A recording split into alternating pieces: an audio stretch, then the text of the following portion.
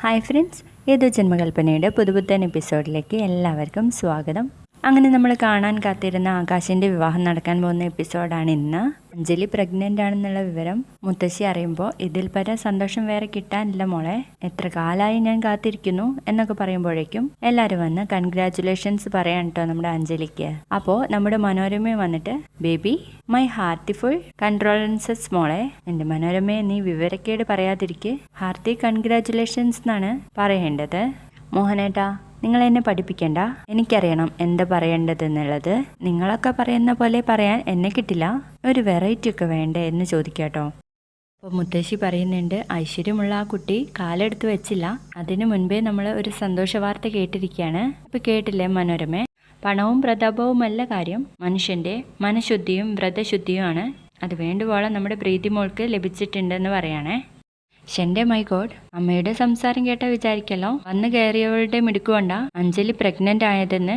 എൻ്റെ അമ്മയെ, അവളെ ഇപ്പം തന്നെ തലയിലൊന്നും എടുത്തു വയ്ക്കല്ലേ എന്ന് പറയുമ്പോൾ മുത്തശ്ശി പറയുന്നുണ്ട്, എനിക്കില്ലാത്ത ഗുണം മറ്റുള്ളവർക്കുണ്ടെന്ന് ആരെങ്കിലും പറഞ്ഞാൽ അത് മറ്റുള്ളവർക്ക് സഹിക്കാൻ പറ്റില്ല, അതിനാണ് കണ്ണുകടി അസൂയ എന്നൊക്കെ പറയുന്നത് എന്ന് പറഞ്ഞിട്ട് മനോരമയെ ഒരു നോട്ടം നോക്കുക കേട്ടോ. അതിനുശേഷം നമ്മുടെ എനിക്ക് വന്നിട്ട്, കൺഗ്രാറ്റുലേഷൻ സിസ്റ്റർ, എവിടെ ശ്യാം ബ്രോ, കൺഗ്രാറ്റുലേഷൻസ്, ഈ സന്തോഷം ഞാനൊന്ന് ഫോട്ടോയിൽ എടുക്കട്ടെ എന്ന് പറഞ്ഞിട്ട് എല്ലാവരും കൂടെ ഫോട്ടോ എടുക്കുന്നുണ്ട്. ആ സമയത്താണ് നമ്മുടെ ശ്രുതിയും അമ്മയും അമ്മായിയും ഒക്കെ കൂടി അങ്ങോട്ടേക്ക് വരുന്നത്. ഞങ്ങൾ നല്ല സമയത്തല്ലേ അമ്മയെ വന്നത്, വന്ന് കയറിയപ്പോൾ സന്തോഷ വാർത്തയാണല്ലോ കേട്ടത്. അങ്ങനെ മുത്തശ്ശി മുതുമുത്തശ്ശി ആയല്ലേ, അതെ, അതിനുള്ള ഭാഗ്യം എനിക്ക് തന്നു പ്രമീള എന്ന് പറയാൻ കേട്ടോ മുത്തശ്ശി. കൺഗ്രാറ്റുലേഷൻസ് ഒക്കെ പറഞ്ഞു കഴിഞ്ഞാൽ എൻ്റെ ഭാര്യയ്ക്ക് ഇത്തിരി കാറ്റും വെളിച്ചൊക്കെ ആയിക്കോട്ടെ എന്ന് ശ്യാം പറയുമ്പോൾ, ഇനി അഞ്ജലി മോളെ ആർക്കും വിട്ടു തരില്ല, ശ്യാം ഭാര്യയുടെ കൂടെ തന്നെ കാണും എന്ന് മുത്തശ്ശി പറയുമ്പോൾ, അല്ലെങ്കിൽ തന്നെ അവരെപ്പോഴാ പിരിഞ്ഞിരുന്നിട്ടുള്ളതെന്ന് ചോദിക്കാട്ടോ മോഹനേട്ടൻ. അഞ്ജലി ബേബി, ഇനി നീ പൂജ വഴിപാട് എന്ന് പറഞ്ഞിട്ട് പട്ടിണിയൊന്നും കിടക്കല്ലേ, അതുപോലെ തന്നെ ഇവിടെ ഒരു കല്യാണം നടക്കുന്നുണ്ടെന്ന് വിചാരിച്ച് ഓടിച്ചാടി നടക്കല്ലേ എന്ന് പറഞ്ഞിട്ട് എന്തൊക്കെയോ പൊട്ട ഇംഗ്ലീഷും പറയുന്നുണ്ട്. എൻ്റെ മനോരമയെ, നിന്റെ ഒരു മണ്ടത്തരം, ഒന്നുകിൽ നീ ഇംഗ്ലീഷ് പറയാതിരിക്കുക, അല്ലെങ്കിൽ വായ അടച്ച് മിണ്ടാതിരിക്കുക. ഷട്ടപ്പ് മോഹനേട്ട, ഷട്ടപ്പ്, നിങ്ങൾ എന്നെ പഠിപ്പിക്കാനൊന്നും വരണ്ട മനുഷ്യ എന്ന് പറയട്ടോ മനോരമ. ശ്യാമാണെങ്കിൽ ശ്രുതി എങ്ങനെ നോക്കിക്കൊണ്ടിരിക്കുകയാണേ. ഇങ്ങനെ തന്നെ മുന്നോട്ട് പോവുകയാണെങ്കിൽ അശ്വിൻ സാറിനോട് ഇപ്പോൾ ഒന്നും പറയണ്ട, ചിലപ്പോൾ അയാളുടെ മനസ്സ് മാറിയെങ്കിലോ, അയാളൊരു അച്ഛനാവാൻ പോവല്ലേ എന്നിങ്ങനെ മനസ്സിൽ വിചാരിക്കാൻ കേട്ടോ ശ്രുതി.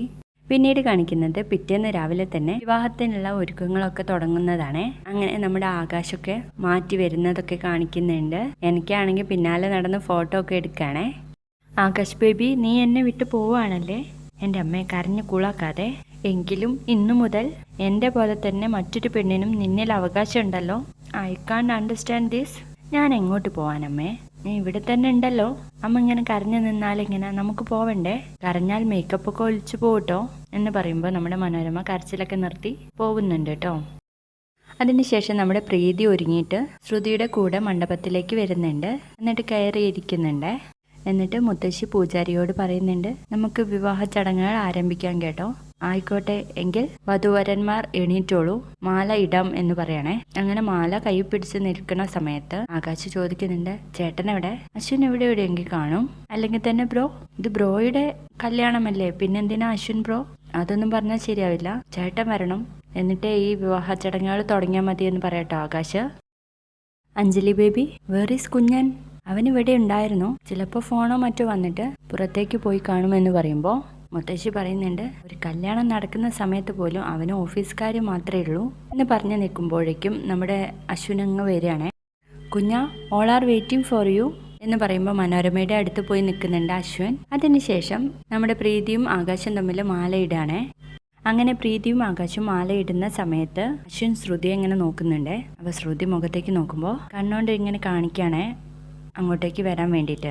എന്നിട്ട് അശ്വിൻ അവിടുന്ന് പോവാണ്. ഒപ്പം നമ്മുടെ ശ്രുതിയും പോകുന്നുണ്ട് കേട്ടോ. സാറെന്തിനെ ഇപ്പോൾ എന്നെ ഇങ്ങോട്ട് കൊണ്ടുവന്നത്, അതിനെക്കുറിച്ച് പറയാമെന്ന് പറഞ്ഞിട്ട് കാര്യങ്ങളൊക്കെ പറയുന്നുണ്ട്, അതൊന്നും കാണിക്കുന്നില്ല കേട്ടോ. മിസ് ശ്രുതികുമാരി ലക്ഷ്മി, ഞാൻ പറഞ്ഞത് നീ അനുസരിച്ചാൽ നിന്റെ ചേച്ചിയുടെ വിവാഹം ഇന്ന് നടക്കും, അല്ലെങ്കിൽ പണ്ടത്തെ പോലെ തന്നെ അത് മുടങ്ങും. എന്താ വേണ്ടതെന്ന് നീ തീരുമാനിച്ചോ. അവരെല്ലാം നമുക്ക് വേണ്ടി വെയിറ്റ് ചെയ്യാണ്. ഞാൻ ചെന്നില്ലെങ്കിൽ ആകാശ് നിന്റെ ചേച്ചിയുടെ കഴുത്തിൽ താലി കെട്ടില്ല എന്ന് പറയാൻ കേട്ടോ. അതിൻ്റെ ഇടയ്ക്ക് മുത്തശ്ശി അച്ഛനെ കാണാഞ്ഞിട്ട് ചോദിക്കുന്നുണ്ട്, ശ്രുതിയെയും കാണാനില്ല മുത്തശ്ശി, ഇവരിത് എവിടെ പോയിരിക്കുക എന്ന് പറഞ്ഞിട്ട് ശ്യാമും വേറൊരാളൊക്കെ പോയിട്ട് അന്വേഷിക്കുന്നുണ്ട്. അതുപോലെ തന്നെ മുത്തശ്ശി രാമനെ വിടുന്നുണ്ട് അശ്വിനെ പോയി അന്വേഷിക്കുക എന്ന് പറഞ്ഞിട്ട്. അപ്പോൾ ആരും കണ്ടില്ല എന്ന് പറഞ്ഞ് തിരികെ വരികയാണേ. വീണ്ടും നമ്മുടെ ശ്രുതിയോട് അശ്വിൻ ഇത് തന്നെ ചോദിക്കുന്നുണ്ട്. എന്താ നിന്റെ തീരുമാനം പറഞ്ഞില്ലല്ലോ? നിന്റെ തീരുമാനം നോ എന്നാണെങ്കിൽ മുടങ്ങാൻ പോകുന്നത് നിന്റെ ചേച്ചിയുടെ വിവാഹമാണ്. അതിന് കാരണക്കാരി നീയും. എന്താ വേണ്ടതെന്ന് നീ തീരുമാനിക്ക്, എനിക്കൊട്ടും സമയമില്ല എന്ന് പറയണേ. അതിനുശേഷം നമ്മുടെ അശ്വിനും ശ്രുതിയും മണ്ഡപത്തിലേക്ക് എത്താണ്. അപ്പോൾ ശ്രുതിയോട് പ്രമീള ചോദിക്കുന്നുണ്ട്, എന്താ ശ്രുതി, നീ എവിടെ പോയതായിരുന്നു? നിന്റെ മുഖത്ത് എന്താ വല്ലാത്തൊരു ടെൻഷൻ പോലെ? ഏയ് അതൊന്നുമില്ല അമ്മേ. എന്നെ ഇങ്ങനെ ചോദിക്കുന്നുണ്ട്, ഞാനിങ്ങ് വന്നില്ലേ എന്ന് ചോദിക്കാട്ടോ ശ്രുതി. അതേസമയം നമ്മുടെ കുഞ്ഞനോട് മനോരമ ചോദിക്കുന്നുണ്ട്, കുഞ്ഞ നിനക്ക് ഈ കല്യാണം നടത്താൻ എന്തെങ്കിലും അസൗകര്യം ഉണ്ടോ? ഉണ്ടെങ്കിൽ പറഞ്ഞോട്ടോ. നിന്റെ ജോലികളൊക്കെ കഴിഞ്ഞിട്ട് പിന്നീടത്തേക്ക് നമുക്ക് ഈ ചടങ്ങ് മാറ്റി വെക്കാം. അതിന് ഞാൻ റെഡിയാണ് കേട്ടോ. എന്തായാലും അവളുടെ ഒരു വിവാഹം മുടങ്ങിയതല്ലേ, എൻ്റെ മോൻ്റെ വിവാഹം മുടങ്ങുമ്പോൾ അവനതൊരു ക്രെഡിറ്റ് ആവുമല്ലോ. ഇങ്ങനെ പറഞ്ഞുകൊണ്ടിരിക്കുമ്പോൾ നമ്മുടെ അശ്വിൻ പറയുന്നുണ്ട്, ആൻറ്റി എനിക്ക് ഈ വിവാഹം കഴിഞ്ഞേ മറ്റെന്തും പ്രധാനമുള്ളൂ, അത് നടക്കട്ടെ എന്ന് പറയണേ. ഇത്രയായിരുന്നു ഇന്നത്തെ എപ്പിസോഡിൽ ഉണ്ടായിരുന്നത്. വീഡിയോ ഇഷ്ടപ്പെടുകയാണെങ്കിൽ ലൈക്ക് ചെയ്യുക, സബ്സ്ക്രൈബ് ചെയ്യുക. താങ്ക്